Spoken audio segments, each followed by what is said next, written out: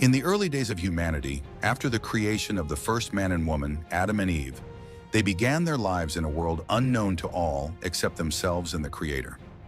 Cast out of the Garden of Eden for their disobedience, they had been blessed with a new beginning on earth, albeit a life far different from the paradise they once knew. Adam and Eve, working together, tilled the land and survived, beginning their journey to populate the earth. In time, Adam made love to his wife, and Eve became pregnant with their first child. When her labor was over, she held her newborn son in her arms and named him Cain, saying, "With the help of the Lord, I have brought forth a man." As Cain grew, his life became closely tied to the earth. He was naturally drawn to cultivating it, tilling the soil, and growing crops as a farmer. He took pride in his work, tending to the land that provided sustenance for his family. After Cain, Eve became pregnant once more, and soon a second son was born, whom they named Abel. Unlike his brother, Abel had a different path and spirit.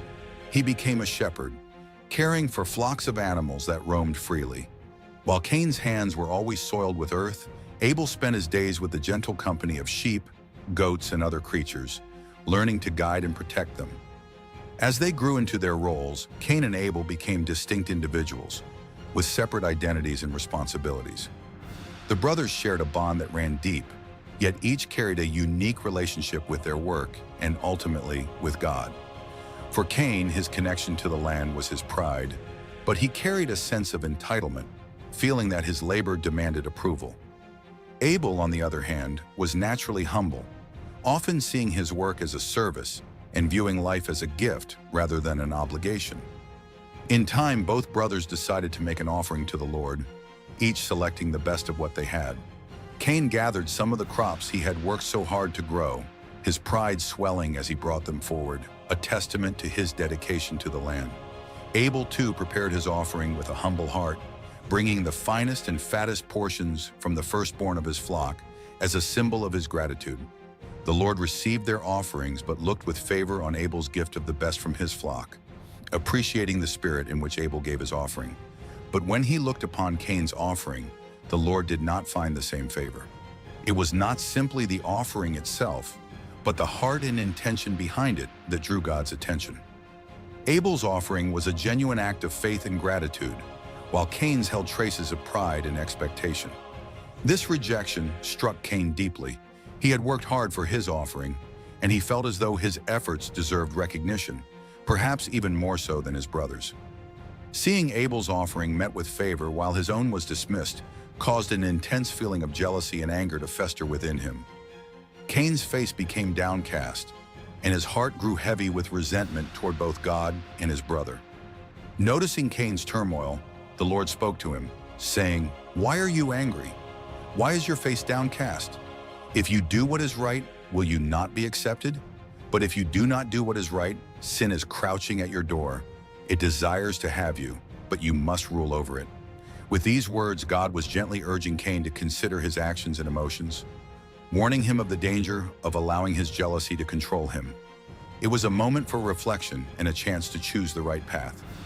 Yet despite this counsel, Cain's anger only grew, his heart consumed with envy.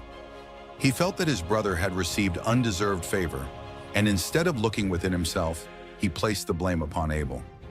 One day, Cain spoke to Abel, suggesting they go out to the field together. Abel, unaware of his brother's intentions, went with him, likely assuming they would tend to their respective tasks or talk as brothers often did. However, once they were alone, Cain's jealousy erupted in a violent act. Driven by rage, he attacked Abel, striking him down in the open field. In a moment of fury, Cain took his brother's life, committing the first murder in human history. The earth, which had known life and growth, now bore the stain of blood, the first innocent bloodshed since the beginning of creation.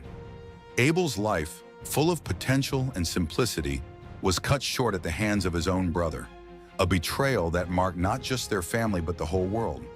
The ground that Cain had once tended with pride now became a witness to his crime, absorbing Abel's blood as a silent witness to the tragedy. Afterward, God came to Cain, seeking the truth and giving him a chance to confront what he had done. The Lord asked, "Where is your brother Abel?" Cain, deflecting responsibility and avoiding the truth, replied, "I don't know." "Am I my brother's keeper?" But the Lord already knew what had happened. With sadness and disappointment, he said, "What have you done? Listen, your brother's blood cries out to me from the ground." God pronounced a curse upon Cain, saying, "Now you are under a curse and driven from the ground, which has opened its mouth to receive your brother's blood from your hand. When you work the ground, it will no longer yield its crops for you. You will be a restless wanderer on the earth." The very land that Cain had once nurtured and depended upon would now reject him, denying him the satisfaction of growth and harvest. Realizing the gravity of his punishment, Cain was overcome with fear and desperation. He said to the Lord, "My punishment is more than I can bear. Today you are driving me from the land, and I will be hidden from your presence. I will be a restless wanderer on the earth, and whoever finds me will kill me." Cain feared that without God's protection, he would be left vulnerable and alone, a marked man in a world that had yet to fully populate. Yet even in his judgment, the Lord showed mercy. He declared, "Not so. If anyone kills Cain, he will suffer vengeance 7 times over." To protect Cain, God placed a mark on him, a sign to others that he was under divine protection, despite his crime. With this mark, Cain left the presence of the Lord and set out into the world as a wanderer, settling in the land of Nod, east of Eden.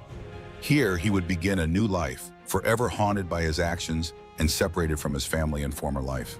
In the land of Nod, Cain found a wife, and together they started a family.